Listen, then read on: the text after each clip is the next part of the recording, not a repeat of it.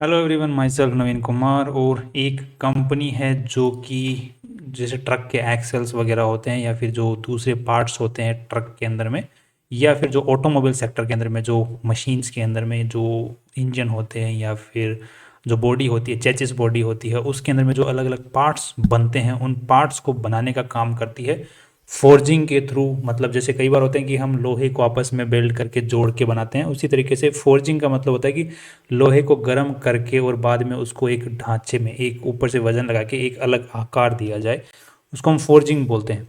सो उस टाइप का एक काम करने वाली और अलग अलग कंपोनेंट्स फोर्जिंग के थ्रू बनाने वाली कंपनी है जो कि स्टॉक मार्केट से पैसे उठाना चाह रही है। कंपनी का नाम है क्रॉस लिमिटेड। सो इस वीडियो के थ्रू हम कंपनी के पॉजिटिव्स एंड नेगेटिव्स को पढ़ते हुए फ्यूचर को थोड़ा सा प्रेडिक्ट करने की कोशिश यहाँ पर करने वाले हैं। सो बेसिक डिटेल अगर आईपीओ से रिलेटेड पहले बात कर लेते हैं तो यहाँ पर 9 सितंबर से 11 सितंबर के बीच में कंपनी का आईपीओ खुलने वाला है। और साथ में ही अगर हम लोग देखते हैं यहाँ पे कंपनी ने 240 रुपये का कट ऑफ प्राइस सेट किया है और यहाँ पर 500 करोड़ रुपए कंपनी उठाना चाह रही है मार्केट से, जिसमें से 250 करोड़ तो कंपनी के पास में जाने वाले हैं और 250 करोड़ रुपए कंपनी के जो प्रमोटर हैं, मेन प्रमोटर लोग हैं, वो यहाँ पर अपने कुछ शेयर्स बेच रहे हैं 250 करोड़ रुपए के। उनके खातों में ये पैसे जाने वाले हैं जो कंपनी के काम नहीं आने वाले हैं, उनके पर्सनल यूज में आने वाले हैं। नेक्स्ट अब देख लेते हैं कि जैसे हमने बात किया था कंपनी जो मेनली जो कंपनी का मेन जो सोर्स ऑफ इनकम आ रहा है वो जैसे ट्रक हो गए, ट्रैक्टर्स हो गए, उनके जो एक्सेल जो होते हैं, जो इंजन जो नीचे लगते हैं बॉडी के अंदर में हैवी ड्यूटी यूज़ के लिए, वो एक्सेल से कंपनी का मेन पोर्शन जो है आ रहा है। नेक्स्ट इसके बारे में और डिटेल में बात करेंगे, कंपनी से महाराज भी रीड करेंगे। कंपनी को क्यों पैसों की यहाँ पर ज़रूरत पड़ रही है उसके पीछे जो रीज़न बताए गए हैं वो है कि कंपनी को और मशीनरी, मतलब अपने आप को और मशीनरी वगैरह बनानी है और ताकि और ज़्यादा से ज़्यादा प्रोडक्शन कंपनी कर सके, बिकॉज कंपनी का जो कैपेसिटी यूटिलाइजेशन है वो काफ़ी हद तक अचीव होने वाला है। तो अब कंपनी को अपनी कैपेसिटी और बढ़ानी, जैसे यहाँ पर हम लोग देख पा रहे हैं जून 2024 के हिसाब से 75% कैपेसिटी पे चल रहा है ये, 61, 66, 67, 43, 77। सो कुछ लेवल्स के ऊपर में कंपनी की कैपेसिटी जो है वो ठीक ठाक लेवल पर पहुंच चुकी है। तो ये तो अभी तक जून का 3 महीने का है। ये अगर फुल ईयर का हम डेटा यहाँ पे चेक करते हैं तो 82, 81, 83, तो काफ़ी हद तक 100% कैपेसिटी के आसपास में ही चल रही है। यूजुअली कंपनियां जो होती हैं अपनी जितनी भी कैपेसिटी उनकी टोटल होती है कंप्लीट, उसके पूरे कंप्लीट कैपेसिटी पे काम नहीं कर सकती हैं, तो उनके जो 80%, 85% के ऊपर भी कैपेसिटी पे भी काम कर पाना एक काफ़ी बड़ी चीज़ होती है, तो वो और एक्सपेंड करना चाहती हैं। तो मार्केट कैपिटलाइजेशन मतलब सॉरी कैपिटल एक्सपेंडिचर करना इस कंपनी के लिए भी ठीक कदम लग रहा है, जिसके लिए पैसों की जरूरत पड़ती है। उसको ये 70 करोड़ रुपए खर्च करने वाले हैं आईपीओ से उठाए हुए पैसों में से। नेक्स्ट कंपनी के ऊपर में लोन वोन है तो 990 करोड़ रुपए कंपनी वहाँ पे लोन चुकाने वाली है। और बाकी कंपनी का जो रोज़मर्रा का काम है, जो कि कंपनी का ट्रेड जो खर्चा जो निकालना होता है, assets minus liabilities, current asset minus liabilities, जो वर्किंग कैपिटल बनता है तो वो नेगेटिव में रहता है कई बार। तो उसको नेगेटिव में रहे तो कंपनी को बड़ा नुकसान होने का खतरा रहता है, कंपनी को लोन वोन और लेना पड़ता है। तो वो लोन वो ना लेना पड़े उसके लिए कंपनी हाँ वर्किंग कैपिटल के अंदर में खर्चा करने वाली है 30 करोड़ रुपए, राइट। तो बेसिक रीजंस कंपनी के यहाँ पर लग रहे हैं। और नेक्स्ट अब देख लेते हैं कि कंपनी की जो आरएचपी है उसमें जो डिटेल्स दी हुई हैं उसके अंदर में थोड़ी सी नज़र डाल लेते हैं। उससे पहले देख लेते हैं कंपनी के जो प्रमोटर लोग हैं, जो जिन्होंने कंपनी को मेनली स्टार्ट किया हुआ है, या फिर मेन जो मालिक लोग हैं जो कंपनी में जिनके पास में पूरा मालिकाना हक था कंपनी का, उनके पास में आईपीओ से पहले 100% शेयर होल्डिंग थी, मतलब इन्होंने पब्लिक को शेयर्स दिए हुए नहीं थे। साथ में अब इस आईपीओ के अंदर में वो पब्लिक को शेयर्स अपनी कंपनी के दे देंगे तो फिर भी उनके पास में अच्छा खासा मालिकाना हक बचेगा, लगभग 67% के आसपास में बचने वाला है एज पर माई कैलकुलेशन, राइट। नेक्स्ट अब देख लेते हैं कंपनी की आरएचपी क्या बोलती है यहाँ पर। तो यहाँ पर जो मेन कर्ता धर्ता हैं इस कंपनी के, उनका नाम है सुधीर राय, राइट। यही मैनेजिंग डायरेक्टर चेयरमैन इस कंपनी के हैं जो कि सब कुछ संभालते हैं कंपनी के बारे में। कंपनी के बारे में कुछ खास केसेस वगैरह नहीं है, कंपनी के ऊपर नहीं है, कंपनी ने कर रखे हैं। सो कंपनी के ऊपर कोई भी खास केसेस वगैरह नहीं है। अब यहाँ पे कंपनी किस तरीके से काम करती है, तो कंपनी के पास में जैसे कोई भी चीज़ का ऑर्डर आता है तो फिर कंपनी रॉ मटेरियल खरीदती है। रॉ मटेरियल खरीदने के बाद में उसका जो रॉ मटेरियल खरीदा है उसका इंस्पेक्शन करती है, फिर उसकी कटिंग कर लेती है कि जिस हिसाब से, जिस शेप में, जिस साइज़ का जो उनको आउटपुट निकालना है, जो माल बनाना है, उसके हिसाब से उनको कटिंग कर लेती है जो मेटल आया है। उसके बाद में उनको हीटिंग करती है, जो उन्होंने अलग अलग शेप्स में जो काटे हैं उसको हीट करती है। हीट करने के बाद में उसको प्रेस करती है, बड़े एक जो मशीनरी होती है उसमें ऑलरेडी खांचा जिस टाइप का उनको आकार देना है उससे खांचे को प्रेस करती है, प्रेस करके उसका शेप जो है, जिस मेटल को गर्म किया उसकी शेप उस टाइप की बन जाती है। फिर उसके अंदर में जो अलग अलग ट्रीटमेंट्स होते हैं, मशीनिंग करनी पड़ती है कि जैसे मान के चलिए कि उन्होंने एक शेप दी है अलग से, एक जो ऑटोमोबाइल का पार्ट है उसकी शेप दे दी, फिर उसको अलग से मशीनिंग को ड्रिल करना है तो वो ड्रिल वगैरह करती है ताकि उसको एक शेप अच्छी सी काम में आ सके वो। उसके बाद में फिर उसको और हार्डन करने के लिए और हीटिंग दी जाती है और फिर उसको कोटिंग करके उसके ऊपर मेटल की जो कोटिंग करनी होती है वो करके और फिर पार्ट मार्किंग करके भेज देती है कि ये वाला जो पार्ट है कौन कहाँ पर यूज़ होने वाला है, मेटल का जो ये पार्ट है एक्सेल में या फिर ट्रक के अंदर में फिर ट्रैक्टर में कहाँ पर यूज़ होने वाला है उसका मार्किंग करके पैक करके भेज देती है। सो इस टाइप से इस कंपनी का मेन प्रोसेस जो है काम करता है। नेक्स्ट अगर देख लेते हैं कि कंपनी के पास में डाई बनाने का खुद का मैन्युफैक्चरिंग भी है कि कंपनी जिस भी टाइप का पार्ट, जैसे फ्यूचर के अंदर में अभी तो जैसे पेट्रोल से रिलेटेड कंपनी गाड़ियाँ चल रही हैं तो उनके पार्ट्स अलग पड़े, अभी आने वाले टाइम के अंदर में हाइब्रिड कम गाड़ियाँ चलेंगी, साथ में ही इलेक्ट्रिक गाड़ियाँ चलेंगी, ट्रकें चलेंगी, तो उनके पार्ट्स थोड़े से अलग होंगे। तो कंपनी के पास में डाई बनाने की मैन्युफैक्चरिंग कैपेसिटी भी है, तो अपने हिसाब से डाई बना लेती है। डाई बनाने के बाद में जो जिस भी टाइप का पार्ट चाहिए कस्टमर को उस टाइप का पार्ट्स बना के दे देती है, डाई भी बना के दे देती है। आज के दिन कंपनी के पास में जो मैन्युफैक्चरिंग है वो जमशेदपुर में है, जहाँ पे टाटा स्टील का सबसे बड़ा प्लांट है। उसी के साथ में कंपनी के जो डिस्ट्रीब्यूशन चैनल्स हैं वो 5 जगहों पर हैं अलग अलग, राइट।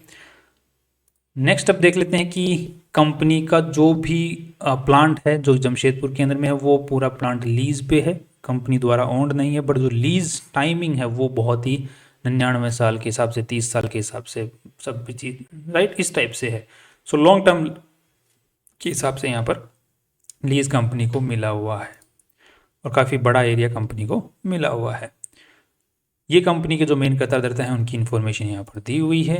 एंड नेक्स्ट अब देख लेते हैं कि कंपनी के जो टॉप 5 कस्टमर्स हैं वहाँ से कंपनी का जो रेवेन्यू है वो 66% के आसपास में आ रहा है, और जो कि यूजुअली घटता ही जा रहा है। टॉप 5 कस्टमर्स के ऊपर में जो डिपेंडेंसी है कंपनी की वो घटती जा रही है। Now that's very good. जैसे जैसे कंपनी के नंबर ऑफ कस्टमर्स बढ़ेंगे, dependency on the top 5 customer या टॉप 10 कस्टमर्स की डिपेंडेंसी घटेगी। तो दैट्स गुड कि एक कस्टमर अगर कल को चल भी जाता है, हट भी जाता है, तो भी ज़्यादा फर्क कंपनी को ना पड़े क्योंकि ऑलरेडी कॉन्सेंट्रेटेड मार्केट नहीं है। नेक्स्ट कंपनी का जो यहाँ पर मेनली जो रेवेन्यू आ रहा है वो ट्रक, ट्रैक्टर, राइट, इनके जो पार्ट्स होते हैं उनके थ्रू आ रहा है, जिसमें 88% के आसपास में रेवेन्यू वहीं से आ रहा है। नेक्स्ट अगर देख लेते हैं कंपनी का जो मेनली जो रेवेन्यू आ रहा है वो ट्रेलर एक्सल और सस्पेंशन, जो ट्रकों के अंदर सस्पेंशन और एक्सल वगैरह लगते हैं वहाँ से 43% रेवेन्यू आ रहा है, और बाकी ट्रक के जो अलग अलग कंपोनेंट्स हैं वहाँ से 45% आ रहा है। सो मेन कंपोनेंट है एक्सल्स एंड सस्पेंशंस। अब नेक्स्ट थोड़ा सा कंपनी के बैलेंस शीट के ऊपर नजर डाल लेते हैं। तो यहाँ पर जो पूरी बैलेंस शीट की साइज़ है, मतलब कंपनी में जो पैसा लगा हुआ है टोटल वो 352 करोड़ रुपए आज के दिन लगा हुआ है, जिसमें से इन्वेस्टर्स का जो पैसा लगा हुआ है, जैसे हमारे जैसे जो कंपनी के मालिक हैं उनका पैसा लगा हुआ है वो है 146 करोड़ आज के दिन। बाकी जितना भी पैसा कंपनी में लगा हुआ है वो उधारी का पैसा है, वो कंपनी का मतलब इन्वेस्टर्स का नहीं है। अब वो जो पैसा टोटल लगा हुआ है वो कहाँ कहाँ पे लगा हुआ है, तो property and plant and equipments के अंदर में 10 करोड़ रुपया लगा, 105 करोड़ रुपया लगा हुआ है, और साथ में ही 83 करोड़ रुपीज़ के कंपनी के पास में इन्वेंट्री पड़ी है, और बाकी 109 करोड़ रुपए कंपनी के ट्रेड रिसीवेबल्स में पड़े हुए हैं। दैट मीन्स कंपनी का माल बिक गया है बट पैसा अभी तक आया नहीं है। अब यहाँ पे देखते हैं तो ट्रेड रिसीवेबल्स एक बड़ा सेगमेंट यहाँ पर नजर आ रहा है, तो जिसमें से कंपनी का जो आधे से ज़्यादा जो ट्रेड रिसीवेबल वाला जो सेगमेंट है वो मेनली उन कस्टमर्स से है जो कि 5% से ज़्यादा ट्रेड रिसीवेबल्स, मतलब जो मेन कस्टमर्स हैं वहाँ से ट्रेड रिसीवेबल रहा हुआ है। दैट मीन्स कि कंपनी की एक साइकिल बंधी हुई है। अगर यहाँ पर भी हम लोग चेक करते हैं तो कंपनी का 6 मंथ ओल्ड ही ट्रेड रिसीवेबल्स है, और उसके बाद में अगर पहले का भी देखते हैं तो यहाँ पे 6 मंथ्स ओल्ड, तो मतलब मेनली 6 महीने बाद में कंपनी का ट्रेड रिसीवेबल्स मतलब पैसा रिकवर हो जा रहा है। तो एक साइकिल बंधी हुई है जो कि इतना ज़्यादा खास रिस्की नज़र आ नहीं रहा है। उसके अलावा नॉर्मल बैलेंस शीट है और पीएनएल स्टेटमेंट में नज़र डालते हैं तो दैट इज़ ऑल्सो नॉर्मल। और कंपनी की अगर हम लोग देखते हैं कैश फ्लो स्टेटमेंट को अगर चेक करते हैं तो यहाँ पर इस साल ट्रेड रिसीवेबल वाला जो सेगमेंट है वहाँ पर काफ़ी ज़्यादा पैसा अटक गया, जिसकी वजह से कंपनी का जो कैश फ्लो है वो थोड़ा सा गड़बड़ा गया है पिछले साल के मुकाबले या फिर उससे पिछले साल के मुकाबले भी। तो आई होप कंपनी का ये एक जो रिस्क जो मंडरा रहा है ट्रेड रिसीवेबल वाला, इसको आई थिंक ये ज़्यादा सीरियस नहीं होना चाहिए। अब तक तो ज़्यादा सीरियस नज़र नहीं आ रहा है और फ्यूचर में भी ना रहे तो बेटर ऑप्शन है। कंपनी का कैश फ्लो ना गड़बड़ा है, कैश फ्लो गड़बड़ा जाता है तो सब कुछ ही गड़बड़ा जाता है। नेक्स्ट अब थोड़ा सा कंपेरेटिवली देख लेते हैं कंपनी की ऑलरेडी जो लिस्टेड कंपनियां इसी मार्केट में जो काम कर रही हैं उनके पीएनएल स्टेटमेंट को चेक करते हुए कंपनी किस भाव पे अपनी वैल्यू लगा रही है, तो उससे हमें ये पता चल जाएगा कि हमारे लिए कुछ वैल्यू छोड़ी भी है या नहीं छोड़ी। यहाँ पे 1550 करोड़ की कंपनी खुद की वैल्यू लगा रही है और मार्केट में ऑलरेडी काफ़ी सारी कंपनियां हैं जो कि इसी लेवल के आसपास में काम कर रही हैं। जैसे कंपनी का जो रेवेन्यू आ रहा है वो 621 करोड़ के आसपास में आ रहा है। तो अब हम देख लेते हैं कि 621 करोड़ का रेवेन्यू करने वाली और कौन सी है सालाना के हिसाब से, तो उससे हमें पता चल जाएगा कि उसको क्या कम मार्केट ने वैल्यू दे रखी है। राइट, तो वहाँ एक सेकेंड रुको।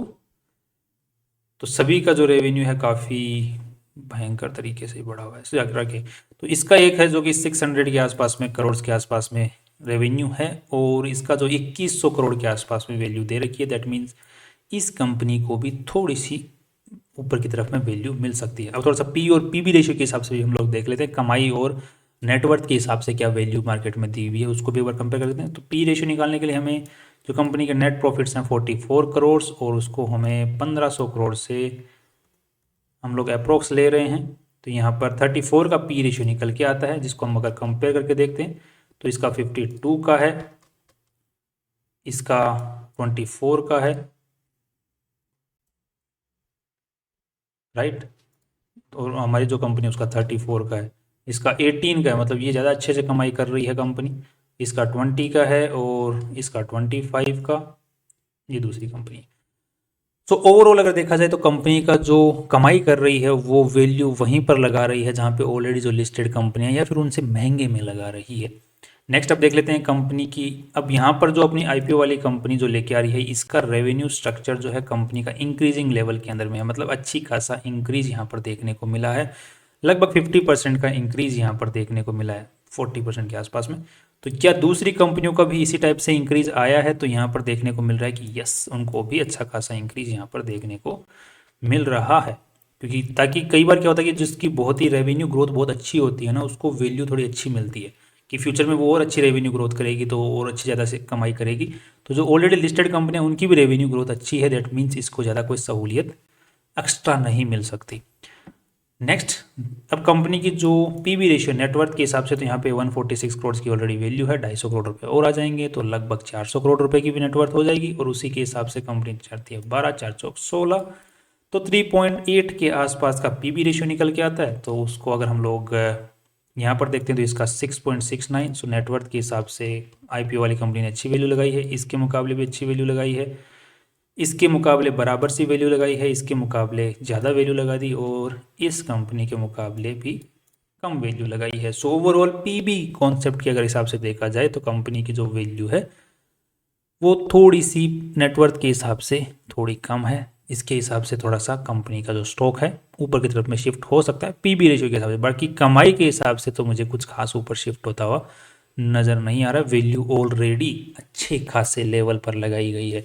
तो यूजुअली जब आपको ऑफर फॉर सेल वाला जो सेगमेंट है वो यूजुअली अगर ऐसे देखने को मिलता है कि ऑफर वाला फॉर सेल वाला जो सेगमेंट है वो फ्रेश इश्यू के मुकाबले बराबर या उससे ज़्यादा हो, तो ऐसे केस में जो वैल्यू जो निकल के आती है आईपीओ के अंदर उन शेयर्स की बहुत ज़्यादा ही लगाई जाती है या फिर मार्केट के लेवल या नेहरू लेवल से ऊपर ही लगाई जाती है, ताकि प्रमोटर जो लोग हैं उनको अच्छे भाव के ऊपर में पैसे मिल सकें। अगर ऐसे 250 करोड़ रुपए का अगर शेयर्स बेचने के लिए जाएंगे तो इनको बहुत सारी कॉम्प्लेक्सिटीज़ का सामना करना पड़ेगा, बट आईपीओ के थ्रू ही आराम से बेच सकते हैं। तो आईपीओ में वैल्यू अच्छी लगा दो, वहीं बेच दो, ना लफड़ाई खत्म। तो अब ओवरऑल फाइनल यही है कि इसके फ्यूचर के अंदर में जब पूरा का पूरा जो सेगमेंट है ऊपर बढ़ता है तो फिर इसके भी बढ़ने के चांसेस हैं। बाकी ओवरऑल लॉन्ग टर्म के हिसाब से देखा जाए तो कंपनी बहुत अच्छी नज़र आ रही है। शॉर्ट टर्म के हिसाब से फिलहाल के तौर पे वैल्यू इन्होंने थोड़ी ठीक ठाक लगा ली है। तो शॉर्ट टर्म और आईपीओ लिस्टिंग के हिसाब से मुझे ज़्यादा यहाँ पर क्रीम दिख नहीं रही है, बची हुई दिख नहीं रही है। That's all. बाकी आपकी जो भी राय है कमेंट सेक्शन में बता सकते हैं और फाइनल डिसीजन अपने हिसाब से लें और अपने फाइनेंशियल एडवाइजर से पूछ के और रिसर्च करके लें। That's all. कल फिर मिलते हैं नई इंपॉर्टेंट वीडियो के साथ में। सी यू टुमारो।